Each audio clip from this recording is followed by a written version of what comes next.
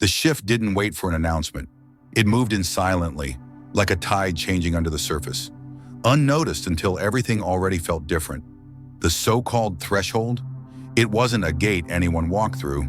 It was the instant breath of morning, the first thought, the first blink. Something changed while sleep still held the world in its grip.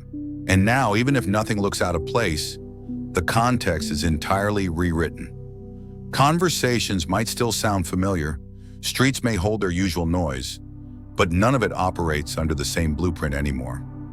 What was once predictable is now fluid, volatile, echoing with a strange new rhythm that doesn't ask for permission to be felt. Isn't it curious how the ordinary can suddenly feel staged, like a scene meant to distract from what's really happening? No clock signaled this, no ceremony marked the transition. That's the point. Transformation rarely follows schedules. It erupts. And this one did. Not with fireworks, but with quiet rewiring. One could call it a portal, sure, but not one made of starlight and symbols. This was a collapse of boundaries, a reordering of patterns beneath daily awareness. And still, the question remains, if reality is now playing by different rules, how long before the body, the thoughts, the very decisions start to reflect that? Some have already begun moving differently. Others feel like strangers in their own routines. And maybe, just maybe, that's the sign. Not of something to come, but of something that's already rewritten the script. What's coming next might just be the missing piece you didn't know you were looking for. Hit subscribe, because the next message wasn't meant to be missed. Something subtle has shifted, like a quiet frequency changing just beneath the surface of everything familiar. It's not loud. It doesn't announce itself with lightning or alarms. But the code that governs ordinary routines has been rewritten. The landscape that once moved in straight lines now curves and twists, responding to something invisible but alive. While most continue their day as if it's just another Tuesday, scrolling, talking, standing in line for coffee, the entire backdrop has turned electric, and no one's reading the room. Every gesture, every breath is now echoed by something unseen. And here's a question worth asking. How often does a person realize they're already standing inside the storm before it rains? This isn't about being lost. It's about being surrounded by something sacred in motion, without anyone noticing that the floor beneath their choices is no longer the same. The script didn't just flip, it melted and reformed. Still think this day is ordinary?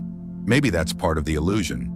Some events don't follow the usual script, even when they wear the same symbols. This isn't a doorway that opens and floods life with what's been carefully planned or clearly requested. The current pattern forming, subtle but forceful, seems to be reaching for the parts that were whispered only once, or never named at all. Not the polished intentions, but the hesitant ones, half-formed in quiet hours. Strangely, this cycle seems to have its own logic, its own sense of timing, and its own choice of priority. What if the first things to appear aren't the grand declarations, but the fragments that were buried too deep to articulate? It's easy to assume the machinery of transformation is linear, that input equals output. But what if this system prefers vibration over volume, alignment over clarity? Has it ever occurred that the silence around a desire might actually amplify it?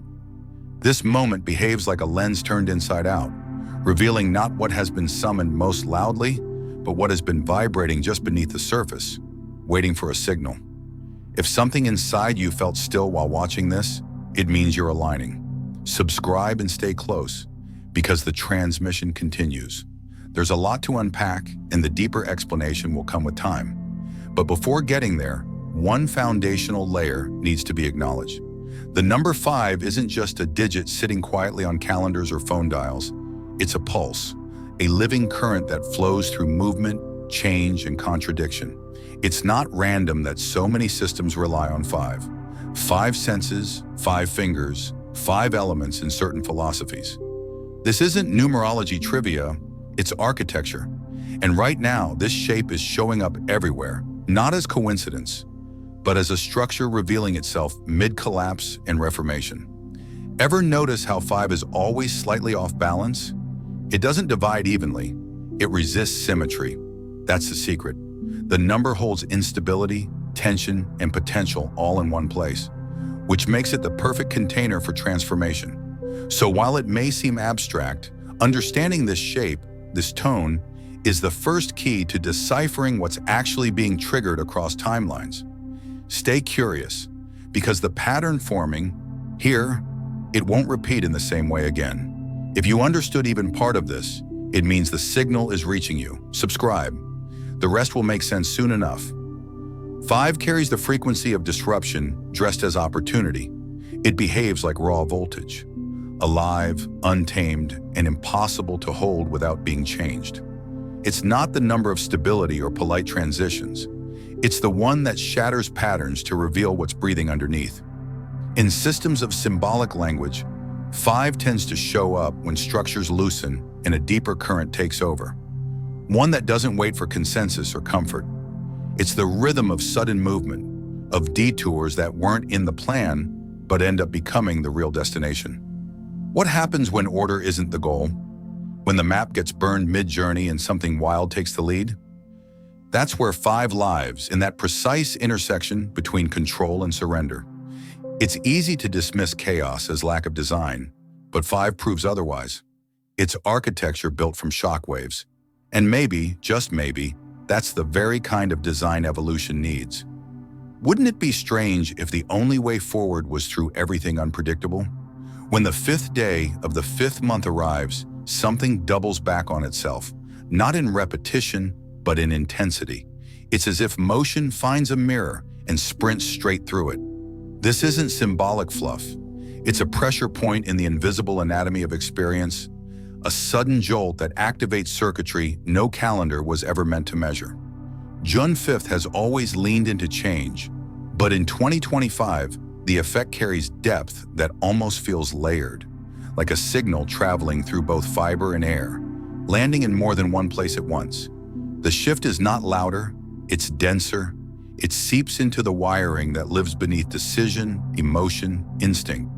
Has anyone paused to ask why certain days feel scripted by something outside time? This isn't nostalgia or superstition, it's design. And when the same code repeats in a tighter spiral, it doesn't echo, it reshapes. So what happens when freedom doesn't just arrive, but amplifies itself inside the very field that once resisted it? That's not a day on a calendar. That's a rupture in gravity. If you felt something here, like it was meant just for you, maybe it was. Subscribe. No need to explain it. Just stay.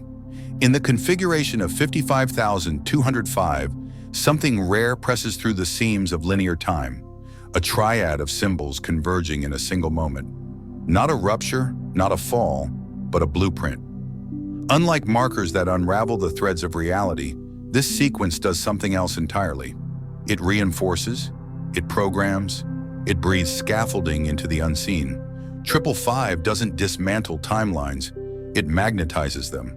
And as that field tightens, interaction with it becomes less about reaction and more about participation. Entering that structure isn't passive.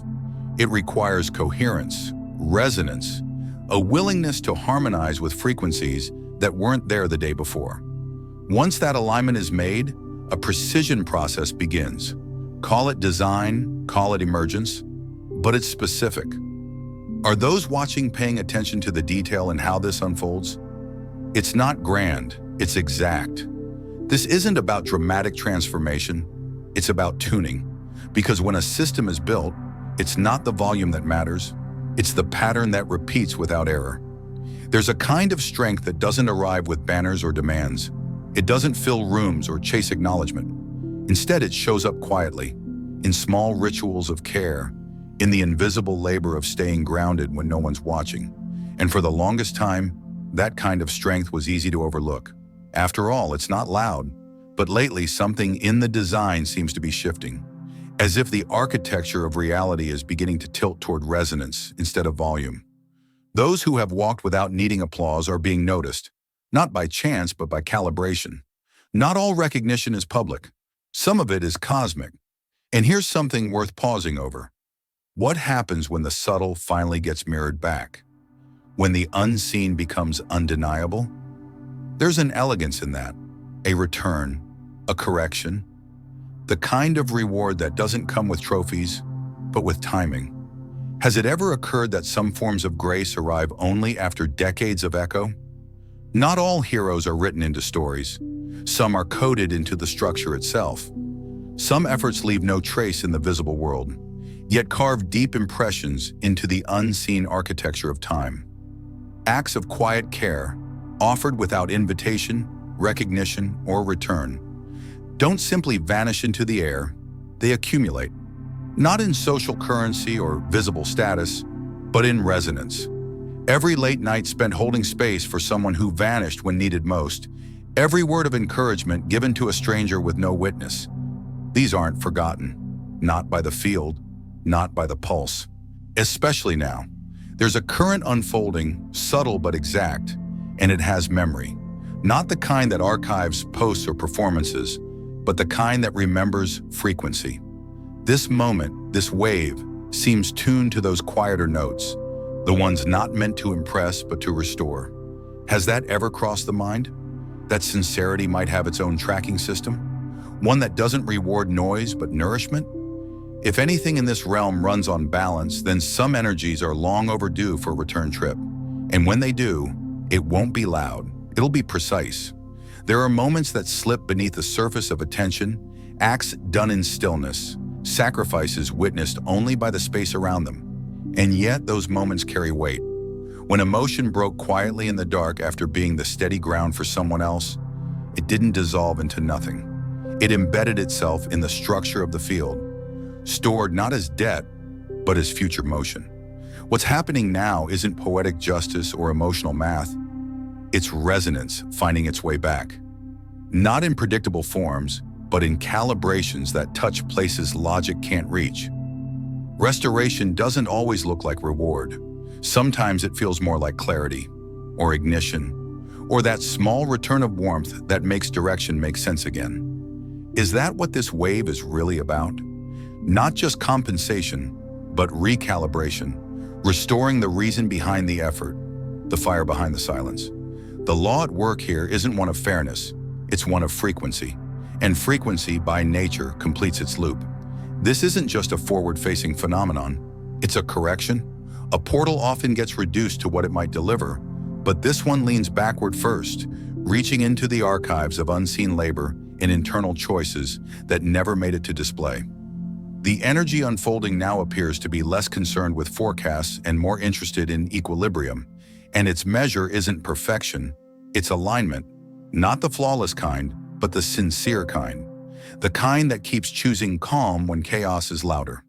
There's been a slow construction happening for years, layered, quiet, cumulative. One act of care at a time, one decision to hold space instead of retaliate. Ever wonder if energy like that gathers mass even when it doesn't make noise? The system at work here appears to think so. And in this moment, it's not just about rewarding those frequencies, it's about integrating them, folding them into the design, reinfusing the ones who gave without demand with the same force they radiated. Restoration, not as applause, but as architecture. Cycles always complete themselves, and while some energies loop back quickly, others, like kindness, take the long road, collecting depth with each rotation until their return is undeniable. What's happening now isn't about delay or deliberation. This moment resists hesitation. There's a momentum encoded into this particular wave that seems almost allergic to inertia. It doesn't tolerate holding patterns masked as preparation. And let's be honest, how many times can the same reason be recycled to delay a move? The story about needing more clarity, more signs, more proof. That's beginning to feel like static, not strategy. This portal, this alignment, appears to burn through that fog with exactness. It doesn't arrive with a soft knock, it arrives as pressure, and pressure doesn't ask for readiness, it asks for response. So the real question isn't whether timing is perfect, it's whether resistance has become a disguise for fear. Because this energy doesn't do later, it reconfigures reality around decision, not delay. Some frequencies refuse to remain in neutral. What's unfolding now is not interested in comfort zones or carefully maintained stillness. This is an atmosphere wired for momentum, and anything static becomes friction. It resists coasting, bypassing, waiting for the perfect signal. And if movement doesn't begin willingly, the field itself may recalibrate to force a response. That's not punishment, it's precision. Think about it. How often does life nudge until it has to shove? A delayed conversation, a decision left hanging in the corner of the mind, a truth buried under politeness. This moment isn't just suggesting motion, it's engineering it. It's the kind of energy that unbolts doors thought permanently shut, that reroutes timelines through the exact places most avoided. Is that discomfort, or is it liberation in disguise? The mechanism at play here doesn't chase disruption for the sake of chaos. It pushes because something deeper has already outgrown the container it's been hiding in. And sometimes the only way to expand is to break. This isn't correction through punishment, it's redirection through force. When a system built on expansion encounters resistance, it doesn't halt, it removes the drag. The current energy moving through this portal seems engineered to cut through the excess weight, the emotional cargo, outdated attachments, unspoken endings. And while that release may sting, it isn't cruelty, it's intervention. Because freedom, when it arrives in its purest form, doesn't ask permission. It severs, it distills, it makes room. Ever notice how clarity rarely feels gentle at first?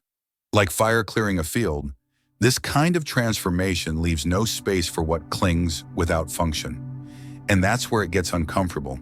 Because movement, especially the real kind, often begins with friction. The burn before the balm, the break before the rebuild. So perhaps the discomfort isn't failure. Perhaps it's the exact sensation of being recalibrated into motion after standing still too long. And if that's true, then the burn isn't the danger, stagnation is. What's unfolding now is not designed to dismantle, it's meant to dislodge. The energy moving through this window doesn't arrive to punish hesitation, it arrives to interrupt inertia. There's a difference. It reaches into the pause, into that suspended space where dreams get filed under later, and it pulls. Sometimes gently, sometimes with urgency, but always with purpose. Life isn't a hallway to linger in endlessly, and thresholds were never meant to become homes. Yet it's easy to settle at the edge of becoming, isn't it? Safer, quieter. But this moment won't allow that. It pulls the future off the shelf and drops it into the present. Not for chaos, but for coherence. And here's where it gets interesting. That nudge, that unexpected push forward, might look like disruption on the surface. But beneath it, alignment. Has it occurred that the shove might be the answer to the question that's gone unspoken? Sometimes the best thing that can happen is being moved before believing it's time. Because the truth is, it already is. Lately, something subtle has been shifting, not loudly but unmistakably. It shows up in the smallest decisions, a message left unanswered, an event declined without regret, a sudden stillness in spaces once filled with noise. And yet none of it feels forced.